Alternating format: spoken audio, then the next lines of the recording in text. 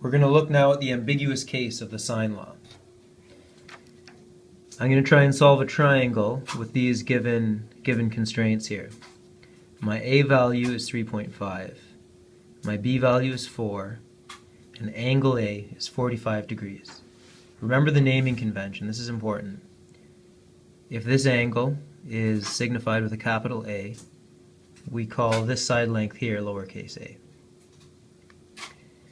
Now I've drawn two of the constraints. I've got an angle of 45 degrees here for A, and my side length B has a length of 4. Now I have to have a side length A of 3.5. If I give my pen a length of 3.5, what you should notice immediately is there are two ways of completing a triangle that satisfy the given criteria. I can have 3.5, 4, and 45 degrees like this with an obtuse angle, and I can also have 3.5, 4, and 4.5 like this with an acute angle up here. So this is sort of like solving a quadratic where there are two roots. In this case, there are two triangles, both equally valid. To go about solving them, I'll first write out the sine law. Now, according to the sine law,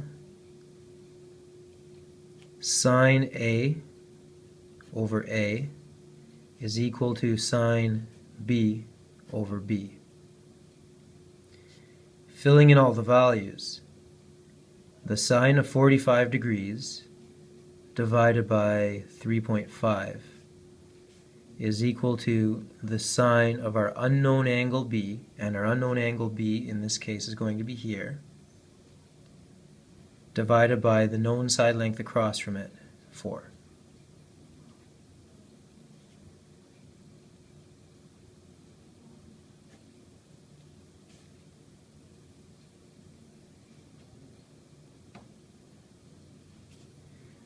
Okay, so I did this kind of quick. If you need to review these steps, please see sine law, just the introduction of the sine law, not the ambiguous case. So here we have 4 times the sine of 45. We're dividing that by 3.5, and we want to do arc sine. That's the inverse sine function. Gives us 53.5 degrees. So according to that, B is equal to 53.9 degrees. That's right here.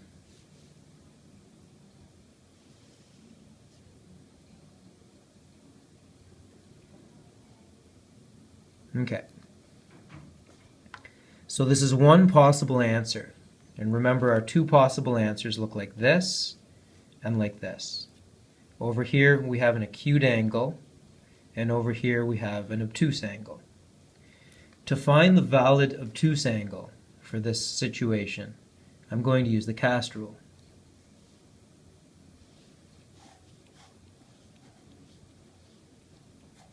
The solution my calculator gave me is the solution that's in here.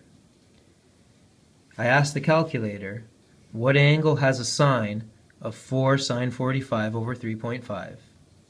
And the solution it gave me was 53.9. 53.9 is here, where all primary trig ratios are positive.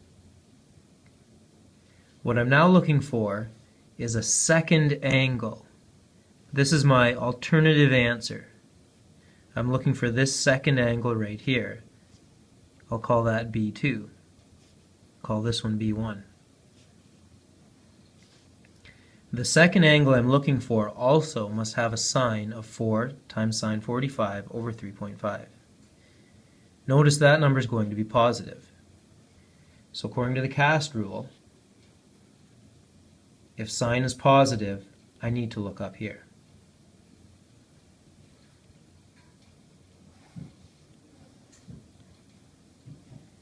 If I want to have the same sine as the angle 53.9, I will use 53.9 as my reference angle.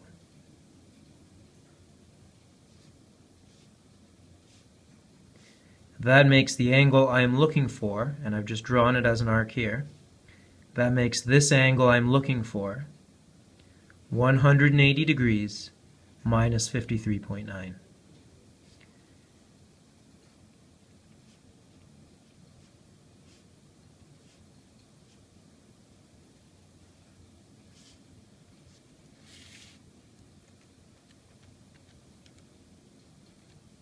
So my answer is 126.1 degrees.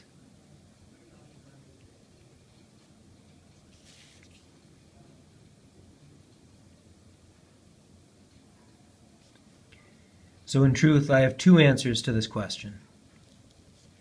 I have one triangle, this larger one,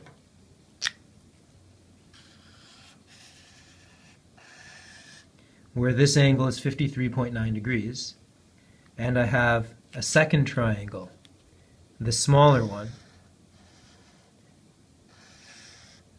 where this angle is 126.1 degrees. Those are my two possible valid answers for angle B. And for each of those valid answers, you could continue with the trigonometry you've already learned to find all other angles and sides. That's the ambiguous case of the sine law. The only other thing to deal with is how do we know whether or not we're in the ambiguous case of the sine law. Consider this picture here. If we know this angle here, I'll call it A, and this side length here, I'll call it B, and if we know this side length here, it's possible that it is ambiguous, meaning there are two valid solutions. But if this side length is a bit shorter, then there can be only one valid solution. See how given this side length, if I rotate it this way, it doesn't actually reach that line. It does here, and it doesn't actually reach that line there. This is not the ambiguous case. In this case, there's only one solution. There's also a third possibility. If this side length is so short, it doesn't reach that in any way, then I don't have a valid triangle. So when you're in a situation where the solution involves the sine law, there may be two answers. There may be only one answer, and there may be no answer. Just as when you solve a quadratic, there may be two roots, there may be only one root, or there may be no root. Here's how you can tell.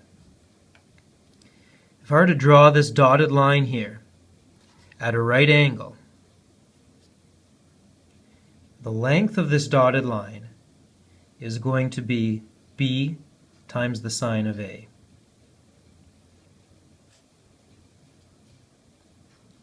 If side length A is greater than B sine A, I'm in the ambiguous case.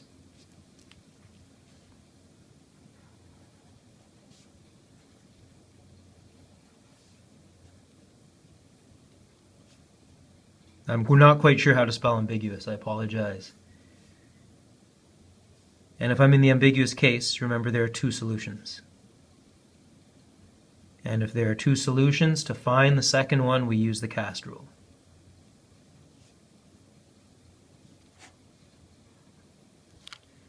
Suppose side length A was equal to B sine A.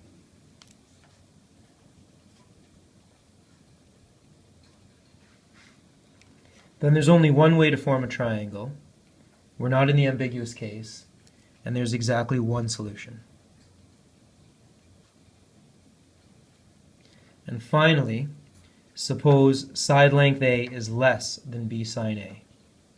If it is less than B sine A,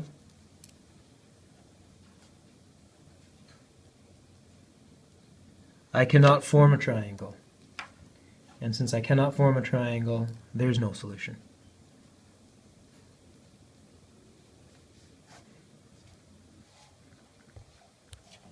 That's the ambiguous case of the sine law.